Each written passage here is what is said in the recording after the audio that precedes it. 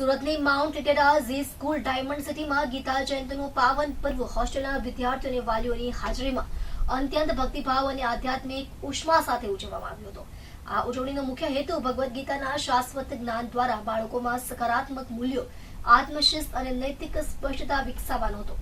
આ કાર્યક્રમનું મુખ્ય આકર્ષણ હતું સુરતના ISKCON temple commander H G. Keshav Shyamsundar દાસ.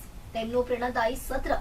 તેઓ MSU વડોદરાના સિવિલ ઇજનેર છે અને અગાઉ ગુજરાત વોટર સપ્લાય એન્ડ સ્યુરેજ બોર્ડમાં ક્લાસ 2 અધિકારી તરીકે સેવા આપી ચૂક્યા છે. પૂર્ણકાળ આધ્યાત્મિક જીવન અપનાવ્યા બાદ તેમણે ભક્તિશાસ્ત્રી પૂર્ણ કર્યું છે. તેમના પ્રવચનમાં તેમણે ભગવદ્ ગીતાના ઉપદેશોને આજના વિદ્યાર્થીઓના જીવન સાથે સુંદર રીતે જોડ્યા અને કર્તવ્ય, એકાગ્રતા તથા ઉદ્દેશ્યપૂર્ણ જીવન વિશે ઊંડું માર્ગદર્શન આપ્યું. Mount Litera Zee School Diamond City માને છે કે શિક્ષણ માત્ર પાઠ્યપુસ્તકો પૂરતું સીમિત નથી. અહીં એક સૌમ્ય અને બાળ કેન્દ્રિત અભિગમ અપનાવવામાં આવે છે, જ્યાં બાળકોને સ્નેહ, સંવેદના અને ભાવનાત્મક સમજ સાથે ઉછેરવામાં આવે છે. વિદ્યાર્થીઓ નિયમિત રીતે ભગવદ્ ગીતાનું વાંચન અને મનન કરે છે, જે તેમના વ્યક્તિગત વિકાસ, આત્મશિસ્ત અને ચરિત્ર નિર્માણમાં સહાયક બને છે. શાળાની એક વિશિષ્ટ ઓળખ તેનું ખાસ રીતે રચાયેલ ઓપન થિયેટર છે, જ્યાં નિયમિત રીતે જીવન કૌશલ્યના વર્ગો, મૂલ્ય આધારિત ચર્ચાઓ અને ગીતા સત્રો યોજવામાં આવે છે. ખુલ્લા અને પ્રાકૃતિક વાતાવરણમાં યોજાતા આવા સત્રો વિદ્યાર્થીઓમાં શાંતિ, એકાગ્રતા અને આત્મચિંતન વિકસાવે છે. આ ગીતા જયંતિ કાર્યક્રમનું સફળ આયોજન શાળાની મુખ્ય મેનેજમેન્ટ ટીમ દ્વારા કરવામાં આવ્યું હતું. હેડ ઓફ સ્કૂલ અને મેનેજમેન્ટના જોયાસ્ત્રી તલપાત્રા, પ્રિન્સિપાલ જયાતિ ઘોષ અને બાળ મનોચિકિત્સક અને મેનેજમેન્ટ સભ્ય ઈશુ અને તેમની સંયુક્ત મહેનતે કાર્યક્રમને અર્થપૂર્ણ, સુવ્યવસ્થિત અને પ્રભાવશાળી બનાવ્યો છે. મારું નામ નાશા સુરતી છે અને હું mount Litera Zee School diamond સિટીમાં એકેડેમિક કોર્ડિનેટર છું. આજે શું કાર્યક્રમ રાખવામાં આવ્યો છે? આજે અમે ગીતા જયંતિ સેલિબ્રેટ કરી હતી હોસ્ટેલના છોકરાઓ સાથે. તમારી સ્કૂલમાં હોસ્ટેલની ફેસિલિટી પણ છે, તો અમે હોસ્ટેલના પેરેન્ટ્સોને બોલાવ્યા હતા અને એ લોકો સાથે ગીતા જયંતિનું સેલિબ્રેશન કર્યું હતું. ગીતા વાંચનથી વિદ્યાર્થીઓમાં શું પરિવર્તન આવશે?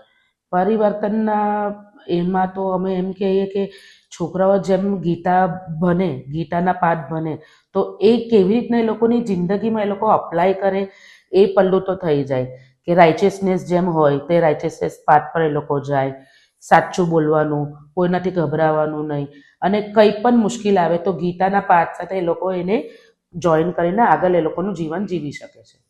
નુક્કડ નાટક દ્વારા શું સંદેશો આપવામાં આવ્યો છે? નુક્કડ નાટકમાં અમે એવું જ બતાવ્યું હતું કે જેમ કે એક છોકરો છે તે ગીતા પાઠ બને છે અને પેરેન્ટ્સનું જે બોલે તે ઓબે કરે છે, અને બીજા તરફ એવું દેખાડ્યું હતું કે એ મોબાઈલમાં રહે છે આખો દિવસ છોકરું.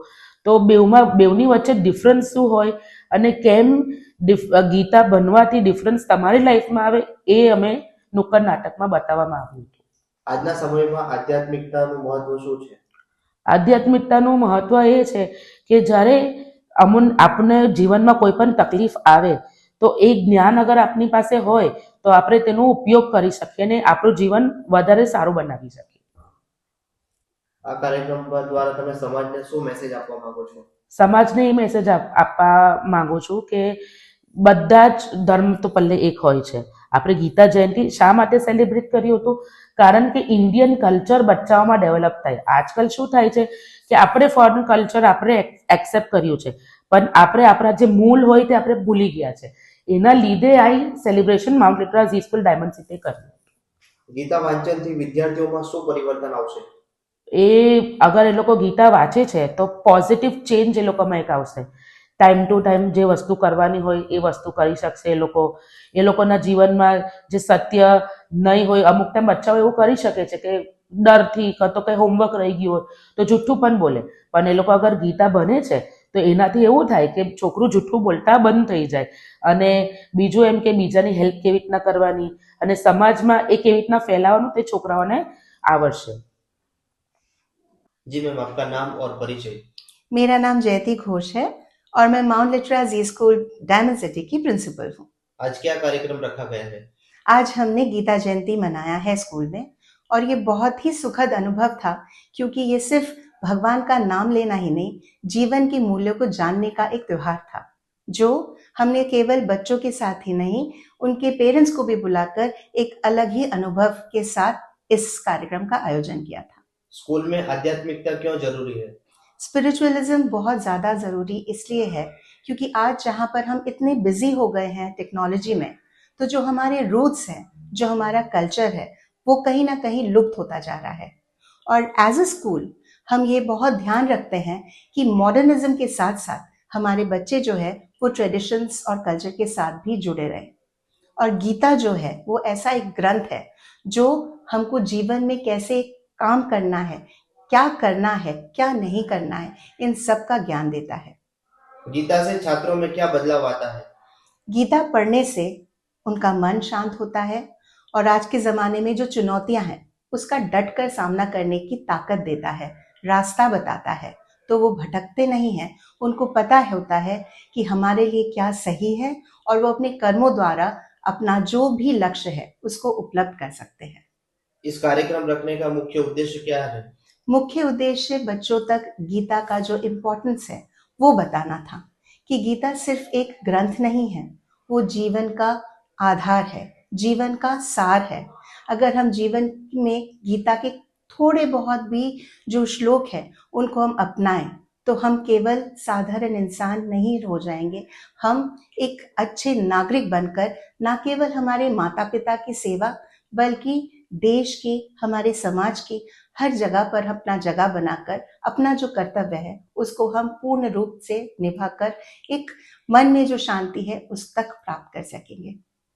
लोगों को क्या मैसेज देना चाहोगे? लोगों को ये मैसेज देना बहुत ज़रूरी है कि गीता को हम सिर्फ कभी कभी ना पढ़ें, बल्कि हर दिन अपने बच्चों को, अपने बुजुर्गों के साथ बैठकर पढ़ें, ताकि जो उसके जो सार है वो हम अपने जीवन में अपना सकें, हम बच्चों को सही रास्ता दिखा पाए, हम हमारे बच्चों को एक नया लक्ष्य दे पाए और उनमें हिम्मत जुटा पाए कि कोई भी चीज़ मुश्किल नहीं है और अपनी संस्कृति से जुड़कर भी हम जीवन में और आगे बढ़कर एक सफल इंसान बन सकेंगे। इस कार्यक्रम से बच्चों ने क्या सीखा? बच्चों ने ये सीखा कि भक्ति में भी बहुत ज़्यादा शक्ति होती है, गीता में भी बहुत ऐसी बातें होती हैं जो हमारे बच्चों के लिए भी ज़रूरी है। जैसे कर्म करना, उनका अगर एग्ज़ाम है तो उनको पढ़ना है, वो उनका कर्म है, उनमें वो कोई भी बहाना करेंगे तो वो सफल नहीं हो पाएंगे। एक ये तो छोटा सा एग्जाम्पल, ऐसे और भी बहुत सारे उदाहरण गीता में है। जो हमारे जो गेस्ट आए थे वो केशव प्रभु जी आए, जो इस्कॉन के टेम्पल कमांडर है, उन्होंने आकर बहुत ही सरल भाषा में हमारे बच्चों को, हमारे पेरेंट्स को इतना मधुर, इतना सुंदर उपदेश दिया कि हमारे लिए समझना मुश्किल नहीं हुआ कि गीता पढ़ना हमारे लिए क्यों ज़रूरी है और गीता पढ़ने से हमारे जीवन में क्या बदलाव आ सकता है। शिक्षा और गीता के साथ कैसे जुड़े? शिक्षा और गीता तो जैसे मैंने बोला कि गीता पूरे जीवन का आधार है, तो शिक्षा तो जीवन का एक बहुत बहुमूल्य अंग है। तो गीता में जैसे हम पढ़ते हैं, जैसे मैंने अभी बोला, कर्म करना, कर्म सिर्फ बड़े होकर करना नहीं होता।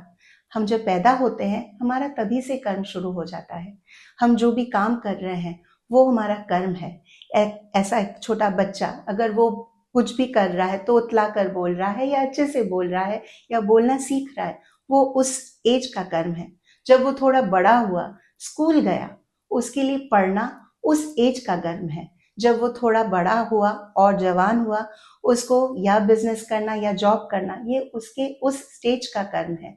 बड़े होकर और जब बड़े हो गए, नौकरी कर कर कमा कर अपने माँ बाप को खुश रखना, उनकी सेवा करना, ये उनका उस स्टेज का कर्म है।